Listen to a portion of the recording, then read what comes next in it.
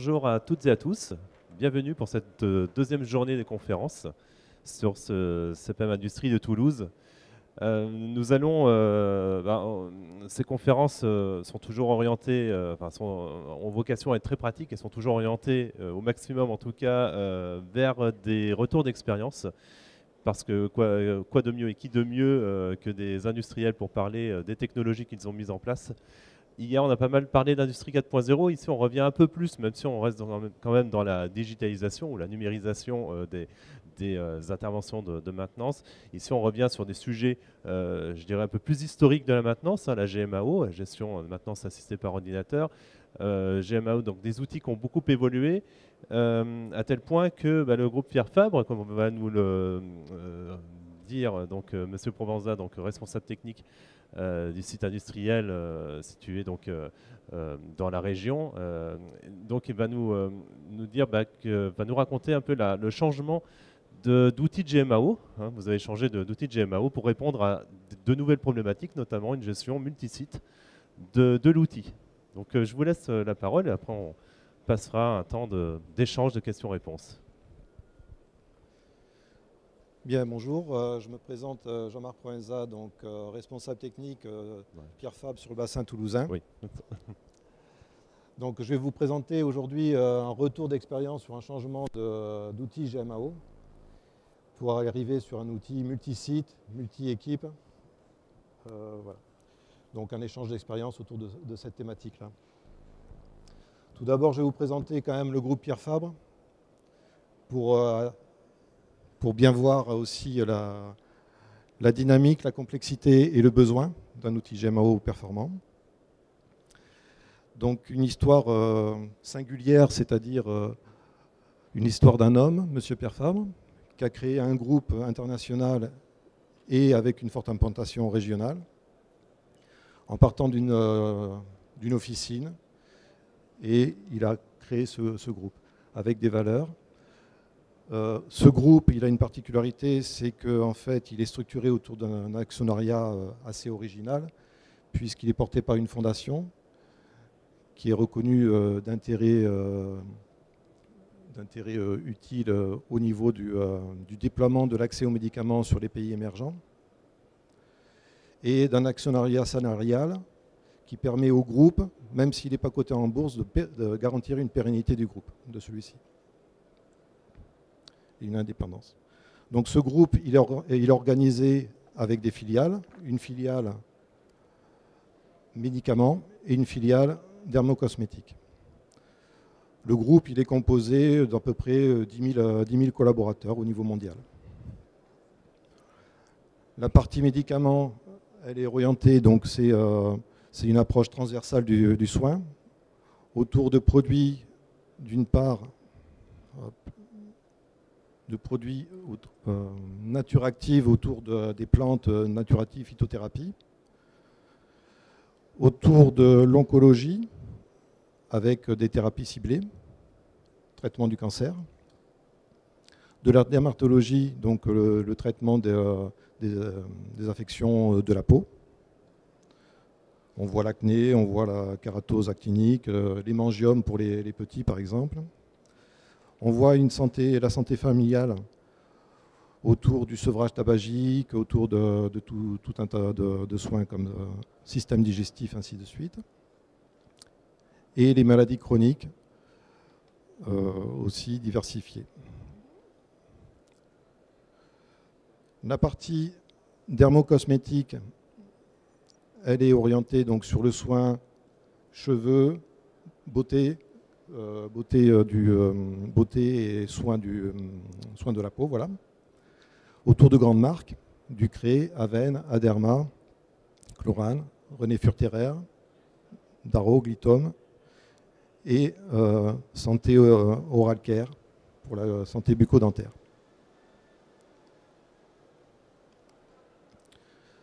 L'implantation, on parlait d'une implantation essentiellement régionale. On va voir avec les présentations des sites R&D et des sites production et distribution, vraiment l'implantation du groupe, avec déjà au niveau des centres R&D, le bassin toulousain avec l'Oncopole, qui est sur l'ancienne zone AZF, qui traite sur de la recherche aussi bien dermato-cosmétique que sur de la partie oncologie. On a des équipes aussi sur Bagnoul-sur-Mer pour justement tout ce qui est qualité de l'eau, actifs marins. On a une unité aussi, une unité de recherche à Avène. La particularité d'Avène, c'est qu'on a de l'eau thermale aussi, dont on est propriétaire. Et donc on a un institut thermal aussi là-bas. Donc on fait de la recherche et on va voir aussi, on fait de la production là-bas. Les sites de Gaillac et Soile qui font de la recherche sur les actifs végétaux, l'extraction de plantes, tout ça. Saint-Julien-en-Genevois, Saint-Julien-en-Genevois qui travaille aussi sur tout ce qui est oncologie, en Haute-Savoie. L'Hôtel-Dieu Toulouse pour la recherche clinique sur l'affection de la peau. Pérodel sur la santé oral care. Et on a 2 sites à l'étranger pour des centres d'innovation en dermatocosmétique. Les sites de production. On a des sites qui sont orientés médicaments, d'autres sites qui sont orientés dermocosmétiques.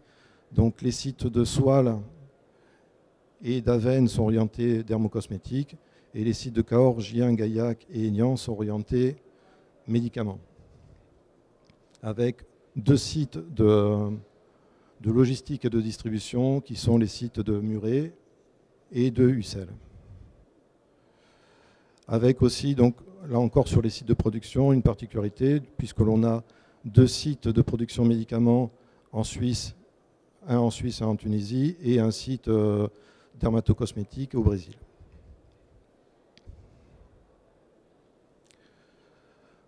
Donc venons-en au vif du sujet. Donc vous voyez un peu l'intérêt quand même du groupe sur avoir une GMAO, parce qu'on a pas mal de contraintes pharma quand même, avoir une GMAO performante et évolutive. Donc le projet du site, multisite, c'est d'abord déjà une vision. Une vision, donc d'avoir un outil qui soit unique et performant et qui soit aussi évolutif dans le temps. Puisqu'on a besoin quand même d'un sujet qui nous permette de répondre aux besoins de demain. On entendait tout à l'heure parler de maintenance 4.0, on parle de la digitalisation, on parle des demandes qui sont de plus en plus fortes sur les données, la gestion des données, puisqu'on a besoin de plus en plus de KPI, d'outils de performance pour améliorer notre maintenance et mieux la gérer. Donc, on voit bien les axes de notre vision qui sont les échanges entre les sites pour les harmonisations, les reporting des KPI, notre suivi d'activité, puisque c'est quand même une GMA où on a besoin d'avoir un suivi d'activité, notre organisation et notre planification pour les arrêts techniques, les données métiers dont j'ai parlé, la digitalisation pour réduire les temps d'immobilisation, réduire les temps de techniciens et rentrer sur des axes de la maintenance 4.0. Le suivi réglementaire, puisque nous, on est très fortement axé sur un suivi réglementaire, puisqu'on est entreprise pharma quand même. Et de la même façon, on a aussi des contraintes, comme beaucoup d'entre vous, sur des contrôles réglementaires, APAV ou Veritas, suivant les organismes de contrôle que vous avez. Et c'est un outil quand même, toutes les GMO, c'est quand même des outils d'aide à la décision, à la performance et à l'amélioration continue. Donc voilà la vision que l'on a d'une GMAO, je pense que vous avez à peu près tous la même. Je pense qu'on doit avoir. Une histoire de persévérance. En fait, pourquoi une histoire de persévérance? Parce que vous voyez au niveau des dates, c'est un chemin au long cours. On est parti de 2014 avec, on a fait quorum avec toutes les usines et tous les responsables techniques. On s'est accordé sur le besoin d'avoir une GMAO groupe, une GMAO évolutive, avec un large spectre d'utilisation, puisque on a des sites de R&D, on a des sites de production, on a des sites logistiques et on a des sites tertiaires. Donc le spectre est assez large. Donc on a établi donc, en 2014 un cahier des charges commun pour lancer un appel d'offres sur différentes solutions. On a consulté en gros 8 solutions GMAO pour en sortir à la fin, une shortlist, 2 outils. À ce moment-là, donc, on a eu au niveau de la stratégie du groupe et au niveau des budgets, un stand-by du projet qu'on a pu vraiment réactiver en 2019. Et c'est vraiment en 2019 où on a validé de mettre en place la preuve de concept avec l'implémentation de l'outil GMAO sur les sites toulousains et sur un site castré, pour en même temps bien maîtriser la gestion multi-site et multi-équipe. Et je passe rapidement sur les phases de conception, les phases de reprise de données, les phases de tout ça, avec l'accompagnement de Karl dans ces phases-là, avec aussi l'accompagnement de Karl et une chose importante, le transfert de compétences, puisqu'on est sur un outil qui est ouvert, c'est-à-dire on peut avoir totale autonomie sur l'outil. On peut faire appel à Karl, mais on peut nous aussi paramétrer entièrement, faire des masques de saisie, faire pas mal de choses en direct. Donc la mise en production, pour finir la mise en production en septembre 2021. Donc on est sur un outil qui est assez jeune au niveau de notre utilisation. Donc encore de l'amélioration continue, on va le voir dans les slides suivants. Déploiement de carte source, pour rentrer un peu plus dans le détail, pour donner en même temps une volumétrie. Donc les sites qui ont été déployés, on a le site de Toulouse, 44 000 m² à peu près, pour donner une dimension un peu de ce que l'on peut avoir en équipement technique à l'intérieur du site. 44 000 m², à peu près 650 collaborateurs sur le site. Un site de l'Hôtel-Dieu, 1500 m² à peu près, avec 80 collaborateurs à l'intérieur. Et le site de Pérodel avec 9 000, 10 000 m² et dans les 300 personnes, 300 collaborateurs à l'intérieur. Donc la raison du projet, on l'a abordé un peu tout à l'heure, mais pour entrer un peu plus dans le détail, c'est l'obsolescence des solutions que l'on avait actuellement dans le groupe, puisqu'on avait multitude d'outils GMAO différents. Je ne dis pas qu'ils n'étaient pas performants, mais ils étaient différents. Et on avait une obsolescence, un non-suivi de la part de notre groupe sur ces outils-là. Donc un besoin d'avoir une urbanisation de nos systèmes informatisés aussi, et éviter d'avoir 36 outils et de ne pas pouvoir les gérer. Donc se recentrer un peu. Et avoir un outil qui soit vraiment un support, une aide pour tous nos audits réglementaires. Avec un besoin d'évolutivité, un outil ouvert. Ce que je disais un peu tout à l'heure, il est ouvert. On a choisi aussi cet outil parce qu'il nous permettait de pouvoir adresser en totale autonomie tout ce qu'on en avait besoin. Permettre aussi d'aller sur la digitalisation, la mobilité, les liens avec les ERP derrière, une solution web pour faciliter le déploiement de l'outil, bon, l'harmonisation de nos process aussi évidemment, puisqu'on est sur un outil central, donc on est obligé d'harmoniser nos process autour d'un corps modèle, je vais le reaborder tout à l'heure, la rationalisation de nos stocks aussi, puisque surtout dans les sites de production, on a des stocks qui sont assez colossaux avec des grosses valeurs d'immobilisation. Donc on peut mutualiser aussi nos stocks et gagner de l'argent aussi là-dessus. Et décidément, hop, j'appuie trop vite sur les boutons. Des outils d'aide à la décision, donc la maîtrise de nos données et l'exploitation de nos données. Et maîtriser aussi les cycles de vie de nos équipements. Le choix de carte source, le choix de carte source, il a été, c'est pas par dépit, on va dire, c'est parce que au niveau du groupe, tout le monde, oui, au niveau du groupe, tout le métier a été unanime et a choisi la solution. Donc ça a été vraiment un travail de groupe avec l'intégration de tous les responsables techniques de tous les sites. Un outil qui était aussi en mode SaaS, ce qui fait que ça nous a permis de limiter l'impact au niveau de notre infrastructure. Un outil qui est ergonomique, parce que, comme je disais tout à l'heure, on peut déployer nous-mêmes des masques de saisie, des écrans d'accueil pour faciliter le travail, la prise en main des techniciens. L'outil qui est ouvert, donc parce qu'on est autonome, ça je le redis, et l'évolutivité aussi. Parce que c'est très important dans notre métier de pouvoir avoir un outil qui soit pérenne dans le temps et qui puisse nous permettre d'évoluer, d'aller sur d'autres axes de la maintenance.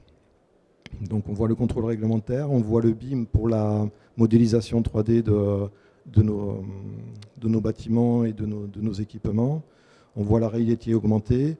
On voit la connexion aussi avec des outils stratégiques au niveau du groupe pour pouvoir éventuellement, via des connecteurs par la suite, déclencher automatiquement des interventions et ne plus être que sur de la maintenance préventive systématique, mais arriver progressivement sur de la maintenance un peu prédictive ou suivant des compteurs ou des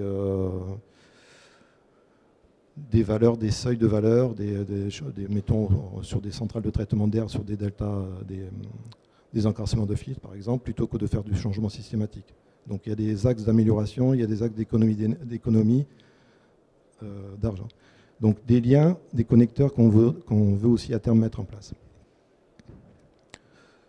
Périmètre fonctionnel, je disais qu'on est sur un outil multi-site et c'est un outil aussi multi-équipe. Donc qui est paramétré, qui est sectorisé dans ce sens-là aussi. Avec des prestataires qui utilisent notre GMO, puisque le but de Pierre Fabre, c'est d'avoir la totale maîtrise de ces données. Donc on met à disposition un outil à nos prestataires qui l'utilisent, qui peuvent en sortir des KPI, qui peuvent en sortir des indicateurs pour eux, pour justifier leur performance. Mais nous aussi, on maîtrise toute la donnée pour la pérennité de nos outils. Donc actuellement, si je prends le site de l'Oncopole, nous avons des prestataires du type Engie qui utilisent notre GMO pour suivre toute leur maintenance. On a Samsic pour tout ce qui est nettoyage, parce que le nettoyage est une part importante aussi dans notre process, donc on doit aussi avoir une traçabilité sur le nettoyage. Et un prestataire aussi sûreté, sécurité, Samsic aussi qui utilise notre outil. En interne, donc on voit le panel qui est assez large, avec des utilisateurs qui ont accès entièrement à la GMAO pour faire leur demande d'intervention. La direction d'établissement qui nous demande beaucoup d'indicateurs, beaucoup de choses et des fois même des indicateurs qu'on n'avait pas encore pensé, d'où un besoin de réactivité. Le HSE qui, forcément par rapport à leur contrôle sur le site, donc ont besoin de l'outil, les services généraux, la maintenance et même les travaux que l'on trace dans la GMO. Les fonctionnalités, je passe rapidement sur les fonctionnalités, c'est les fonctionnalités à date qu'on utilise, peu ou prou, mais bon, qu'on utilise. Donc forcément, le module équipement, on est obligé d'organiser nos équipements, les structurer, donc forcément, on utilise cette chose-là. Avec la localisation dans laquelle on a inscrit aussi les surfaces, la gestion des surfaces, pour maîtriser aussi ça. C'est un outil qui nous permet aussi de faire du tertiaire. Donc c'est pour ça qu'on peut aussi gérer des surfaces et affecter des clients sur ces surfaces pour après voir nos KPI, l'impact des demandes d'intervention et l'impact des interventions que l'on a au niveau du tertiaire. Les travaux, donc les demandes d'intervention, les interventions, bon ça c'est un peu les standards que l'on trouve dans toutes les GMAO. La gestion de stock avec les nomenclatures. Les achats, donc on utilise quand même le module achat, même si actuellement on fait de la double saisie. Je m'explique, c'est que vu qu'on n'a pas encore le lien entre notre GMAO et le RP, les techniciens saisissent dans la GMAO leur demande d'achat, ça passe par un processus de validation au niveau des responsables, et après on a une assistante, quand le statut est passé à valider, elle peut saisir toutes nos demandes d'achat dans l'outil RP. Donc ça à terme on vise de l'éliminer, de réduire un peu les non-valeurs ajoutées, et donc d'aller en direct. Donc les ressources, les comptes budgétaires, et le point important qu'on disait tout à l'heure, c'est les analyses, les tableaux de bord, les indicateurs. Et l'avantage aussi de cette GMAO, c'est qu'on a une facilité d'exporter les données vers des tableaux Excel pour que tout le monde puisse s'approprier ces données et les réutiliser. Maintenant, les éléments dimensionnants pour le site. Donc, je parlais qu'on avait fait de la reprise de données sur une ancienne GMAO. Ça reste un chantier assez colossal quand même, je dois l'avouer. Et c'est un chantier qui n'a pas été mesuré à sa juste valeur quand nous avons lancé le projet, puisqu'on partait d'une GMAO et on n'a pas maîtrisé tout le nettoyage qu'il fallait faire sur les données.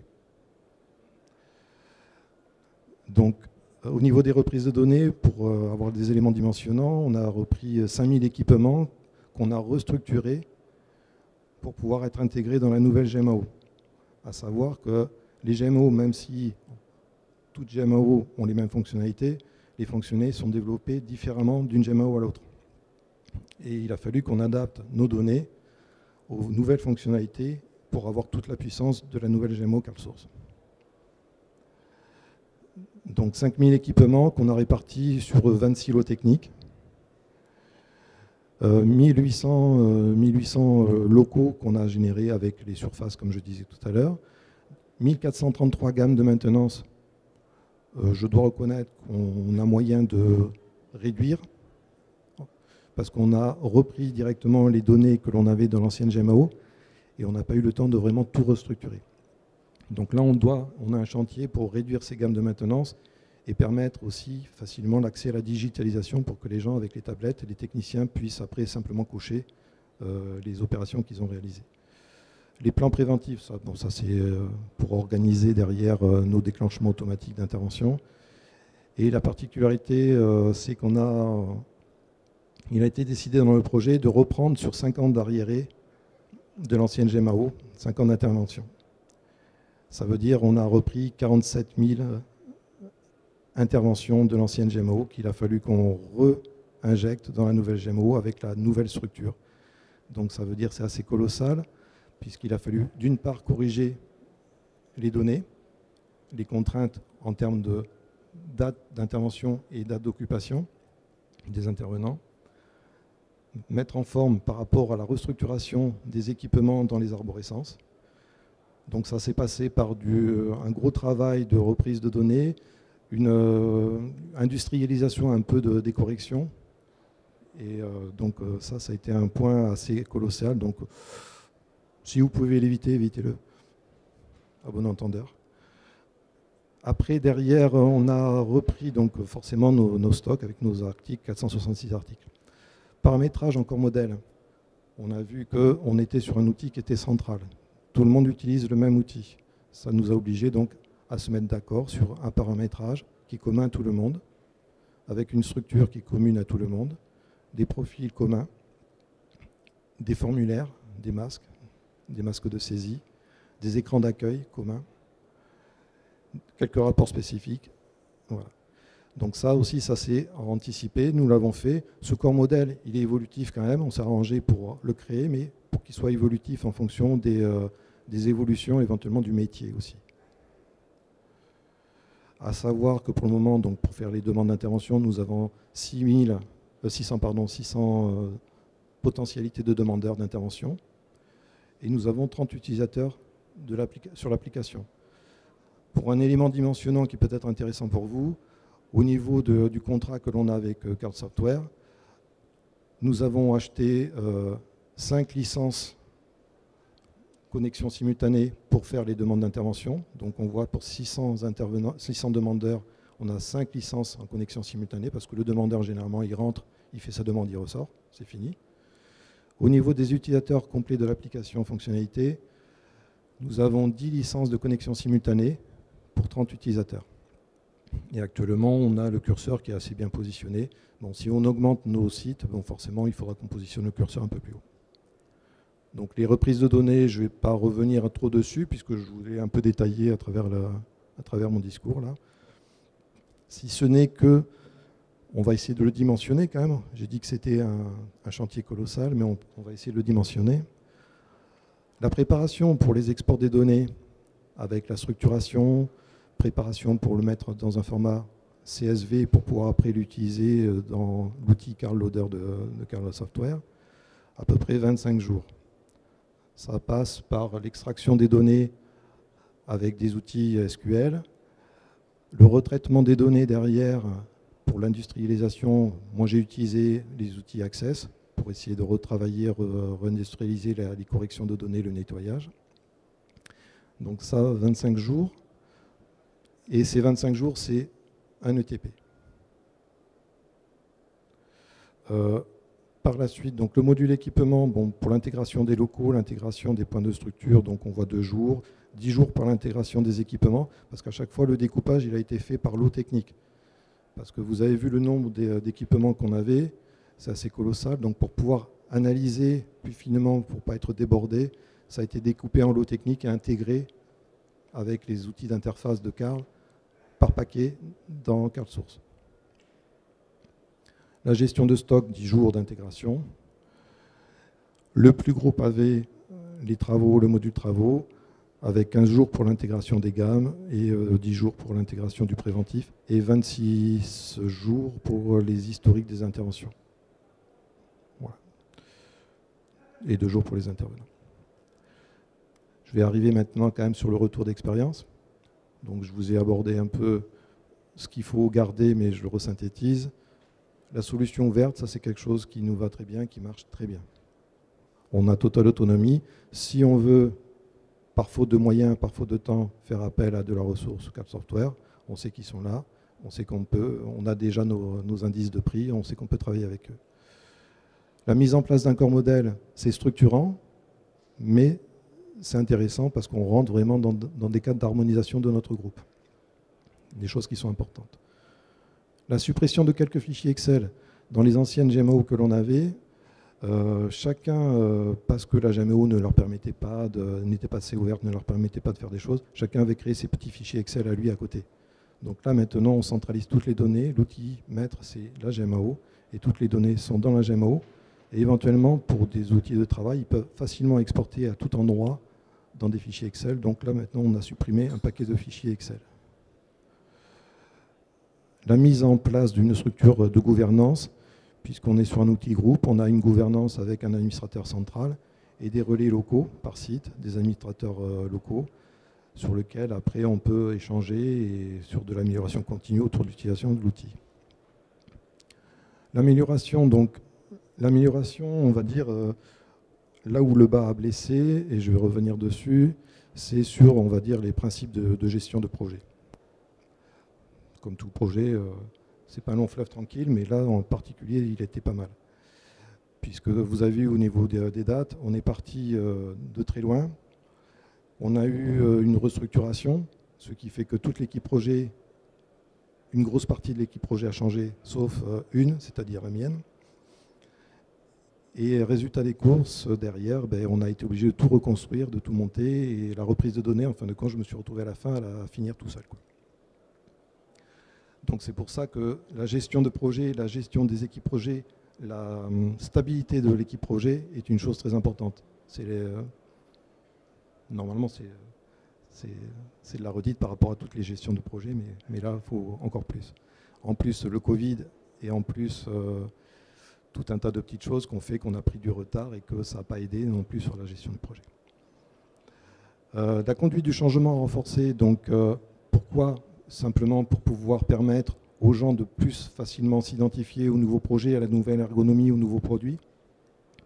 Donc faire des ateliers avec la présentation et avec la mise à disposition de l'outil en version bac à sable pour qu'ils puissent commencer à intégrer le fonctionnement. Prévoir un support de l'éditeur, de l'intégrateur plus important, c'est un peu ce que je dis, vu que l'équipe projet a été déstructurée un peu en plein milieu de la partie. On a été obligé à un moment donné par rapport au projet à réduire nos budgets aussi. Donc on avait une prestation plus importante de la part de CardSoftware qu'on a été obligé de réduire, mais ça il ne faut pas la baisser, il ne faut pas l'accepter. Il vaut mieux avoir une ressource éditeur ou intégrateur conséquente pour vous aider justement sur tout le chantier reprise de données, paramétrage, tout ça. La mise en place de tableaux de bord aussi en phase projet. Faute de temps, on n'a pas pu finir de mettre tout ça en place. Alors que votre outil, si vous voulez l'exploiter il faut l'exploiter dès qu'il est en place, dès qu'il est en marche. Donc les KPI, les indicateurs, les tableaux de bord, il faut que vous ayez tout votre panel dès le début. Parce qu'après, vous êtes à la course pour essayer de monter tout ça. Donc ce qu'on doit démarrer, c'est la mobilité, tout ce qui est digitalisation, mobilité. Donc là, on a prévu de le faire sur 2023. Donc donner aux techniciens des tablettes pour qu'ils aient plus de rapidité sur le terrain, pour saisir, et même l'avantage c'est qu'ils n'ont même plus besoin de saisir leur intervention, ils peuvent la dicter directement, la prendre, la traiter, la dicter. Les revues trimestrielles, donc ça c'est la gestion autour de la gouvernance de l'outil. Les KPI dont je parlais tout à l'heure, et les connexions aussi dont je parlais tout à l'heure avec l'ERP. Pour limiter un peu les non-valeurs ajoutées, donc partir directement, processus dans la GMAO, on fait nos demandes d'achat, on fait nos validations de demande d'achat et après on pousse dans le RP nos commandes. Vous voyez, bon, en stop, on n'a rien trouvé à arrêter. Donc pour le moment, on est assez satisfait quand même du projet.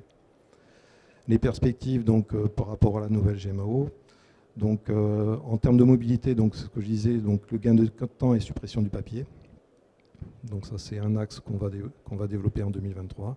Le lien avec l'ERP, je dirais ASAP sur 2023, mais bon, là pour le moment, on est encore en discussion avec notre service informatique pour mettre en place les connecteurs qui vont bien. Les contrôles réglementaires, traçabilité avec l'organisme APAV, là on est en phase de discussion avec l'APAV justement pour mettre en place, l'APAV et Carl pour mettre en place les connecteurs. Les tableaux de bord et KPI, Carl, dans la nouvelle version qu'ils ont, travaille avec Power BI. Nous, nos standards au niveau de Pierrefab, c'est Tableau Software, donc on est en train encore de travailler sur ces axes-là. Pourquoi? Pour permettre de mettre en forme des rapports facilement, rapidement, par tout le monde, y compris par nos prestataires. L'utilisation de relevés de mesures, ben ça c'est pour rentrer plus sur une maintenance, déclenchement de la maintenance sur des valeurs seuil de compteurs ou je disais tout à l'heure au niveau des centrales de traitement d'air, par exemple des encrassements de filtres ou toutes ces choses-là. Pardon. Donc en synthèse, on voit que structure, projet, stable, ça c'est tous les projets, mais bon, il faut qu'on se le redise parce que c'est pas un long fleuve tranquille et on a toujours des aléas en termes de gestion de projet. Un budget ferme, ça je vous l'ai dit tout à l'heure. Une implication des équipes et des directions des sponsors, qui est une chose très importante aussi en termes de gestion de projet. Donc là on voit c'est principalement des axes autour de la gestion de projet. La maîtrise du changement, parce que c'est pas une fois, enfin, on met en place la GMO, c'est pas une fin en soi. Il faut revenir auprès des techniciens, continuer à les impliquer, continuer à leur montrer comment utiliser l'outil, continuer à améliorer l'outil pour que sur le terrain, ils s'en sortent rapidement, pour que ce soit un gain pour tout le monde. Les indicateurs et KPI à mettre en place, donc ça, je le disais.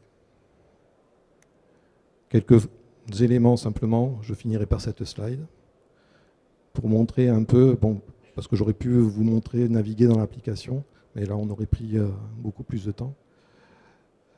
Pour montrer, en fin de compte, on a tout structuré sur une arborescence de type localisation, avec des bâtiments, des sites, des bâtiments ou des modules, jusqu'aux locaux. Et après, à l'intérieur de ces locaux, on va retrouver tous nos équipements. Des lots techniques, qu'on retrouve, qu'on a standardisé, dans lequel on va retrouver voilà, production d'air, tout ce qui est CVC, tout ce qui est courant fort, courant faible, tout ça, on a tout structuré de cette façon-là et on a organisé tous nos équipements dedans. Ça permet aussi, quand vous voulez faire des analyses, parce qu'il faut calculer toujours le coût d'après, quand vous voulez faire vos analyses, vous pouvez vous poser les analyses sur ces structures, soit équipements de l'eau technique, soit sur les locaux directement. Donc vous avez plusieurs axes d'analyse derrière. Les chiffres clés actuellement, on a pour 2,5 millions de valeurs d'achat qui sont dans la GMAO, autour de 295 commandes, pour donner un élément dimensionnant. Et on a à ce jour 4000 interventions qui sont enregistrées dans la GMAO, toute équipe confondue. Et 400 articles qui sont vraiment gérés dans la GMAO. Donc dans les 600 que je vous avais donné tout à l'heure d'articles qu'on avait rapatriés, il y a des articles qui ne sont que référencés, mais qui ne sont pas vraiment gérés. Et là, on a 400 articles qui sont vraiment gérés en entrée et sortie de stock. Et là, on voit donc au niveau de la répartition par nature, on est à peu près 50 sur du curatif et du préventif, parce que l'on traite vraiment tout le panel des équipes et des interventions. Là, je n'ai pas focalisé sur purement la maintenance, je n'ai pas focalisé sur purement les opérations de nettoyage, j'ai focalisé sur tout l'ensemble. Donc ça vous permet d'avoir une visu un peu globale. Donc si je focalise uniquement sur la maintenance, on n'est pas sur ce ratio 50-50. Sur la maintenance, on est plutôt sur du 70-40, enfin dans ces eaux-là. Voilà, j'espère que vous avoir intéressé, vous avoir apporté quelques échanges là-dessus, quelques expériences. Et n'hésitez pas si vous avez des questions.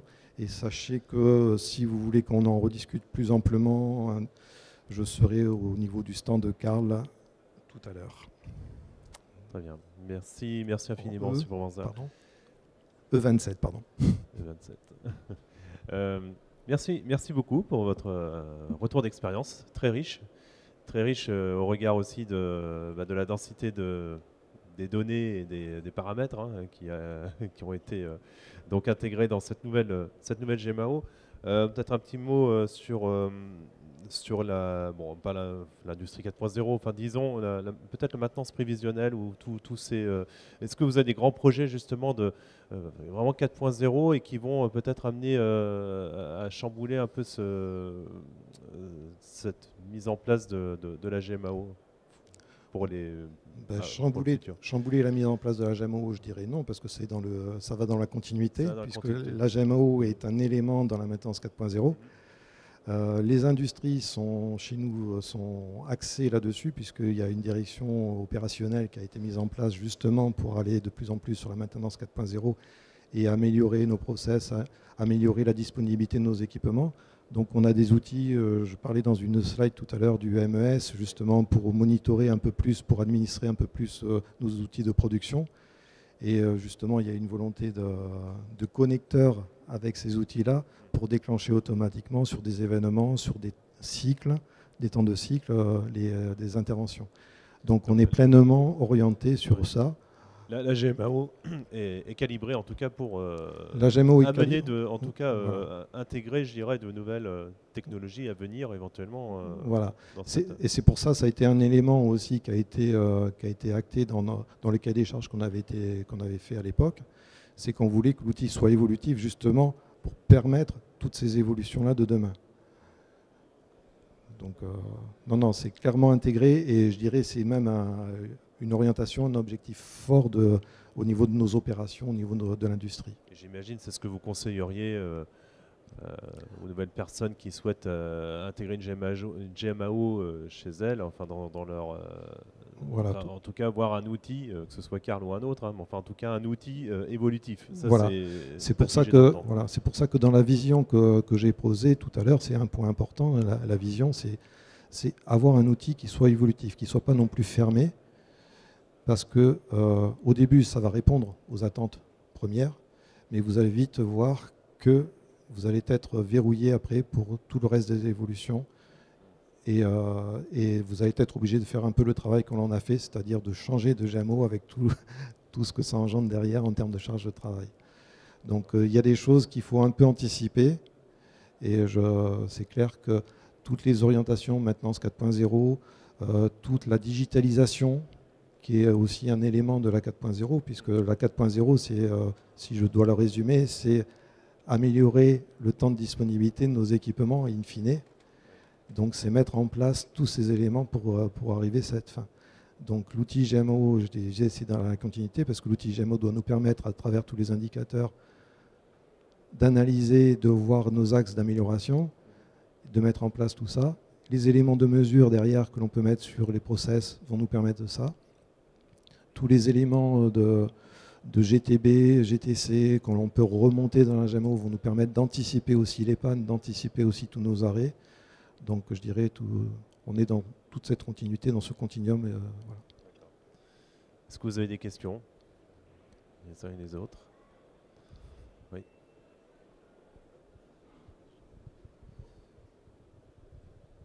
Oui, bonjour, Vincent Ballanger, Société Réelle. Nous, on est prestataire de services en maintenance. Vous parliez tout à l'heure vis-à-vis d'Engie d'ouvrir les droits à l'utilisation de votre GMAO pour les prestataires extérieurs.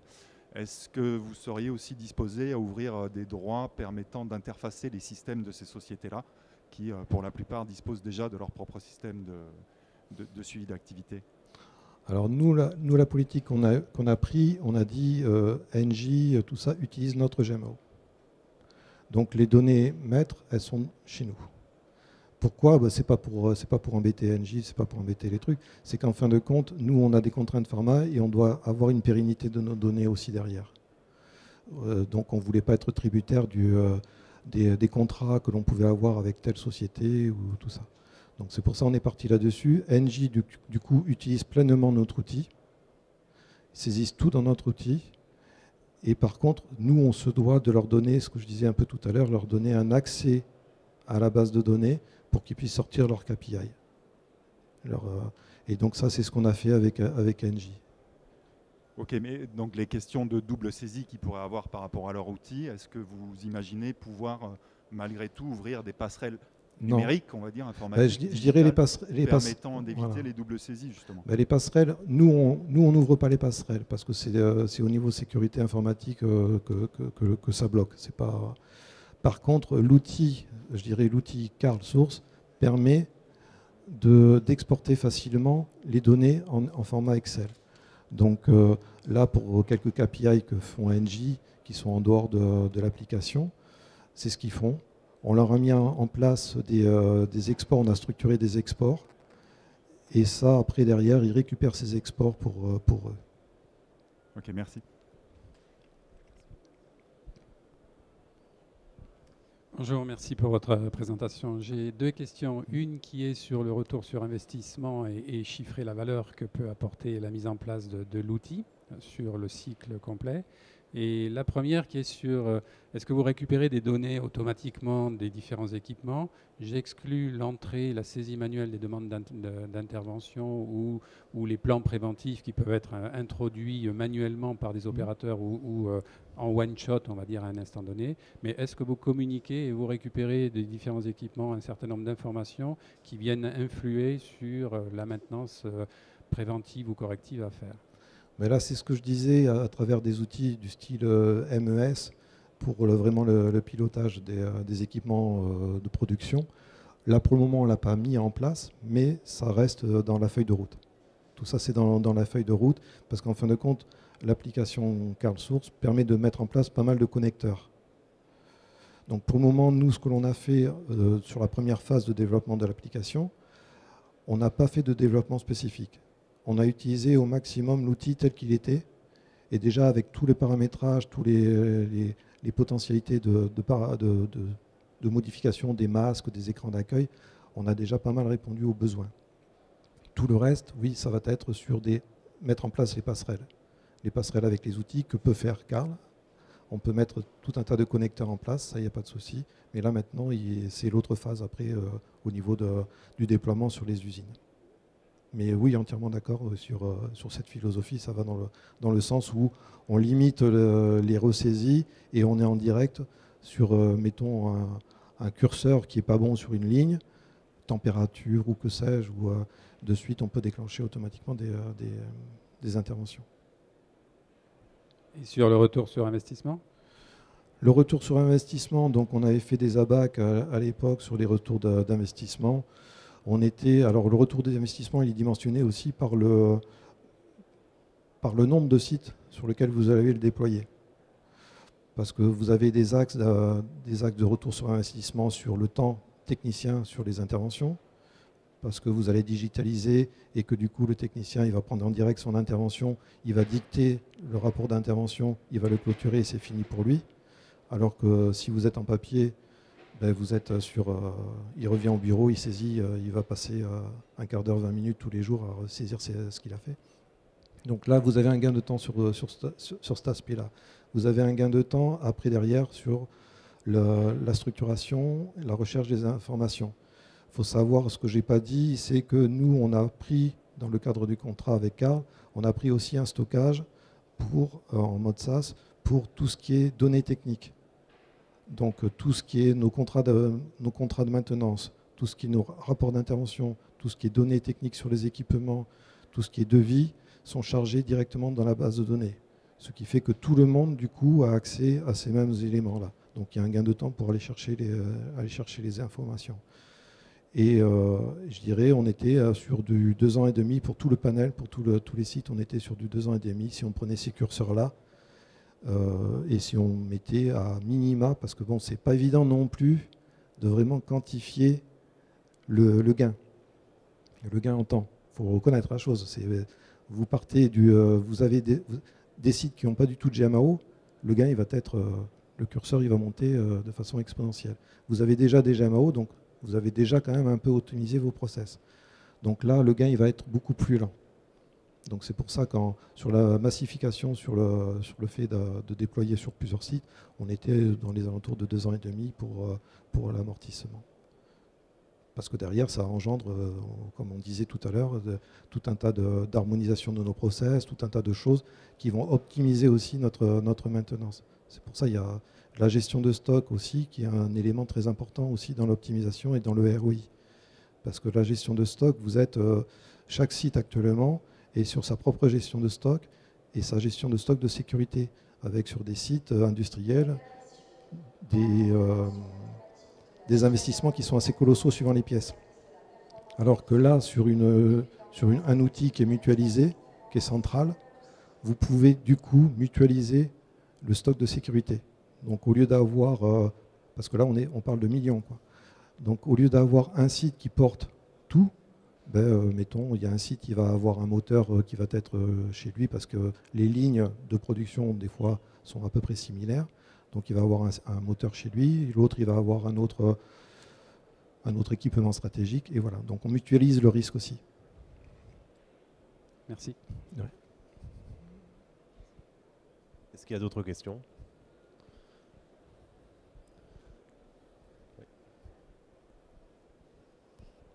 Bonjour, Adi Mayeni, DataBold.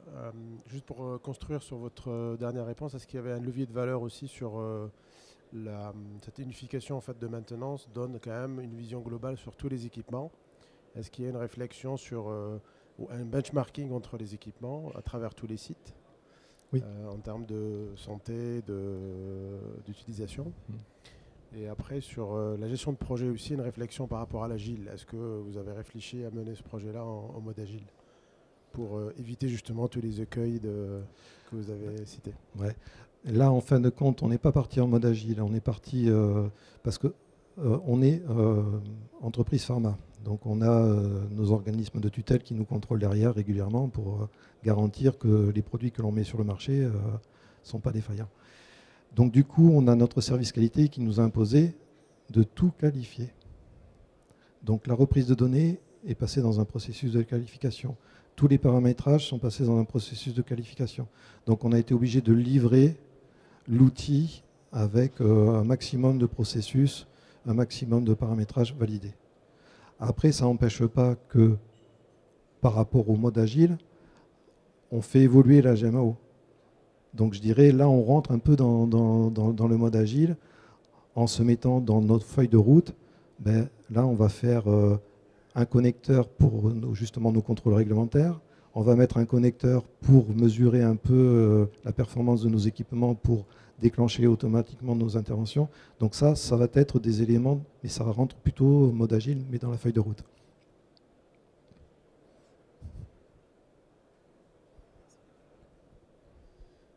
Une dernière? Ou on clôt la conférence, comme vous voulez. C'est bon? Merci beaucoup. Merci à vous. Et puis je vous souhaite évidemment une bonne route, parce qu'on est finalement au début du chemin, je dirais, sur le reste, Au début du chemin, et puis comme je disais, de toute façon, quels que soient les GMAO, ça reste une amélioration continue. Donc que ce soit la GMAO ou que ce soit vos équipements, vous êtes dans l'amélioration continue. Très bien. Merci beaucoup, puis je vous dis à tout à l'heure, 11h30, pour une autre conférence sur la GMAO au service de la performance industrielle. Merci, à tout à l'heure.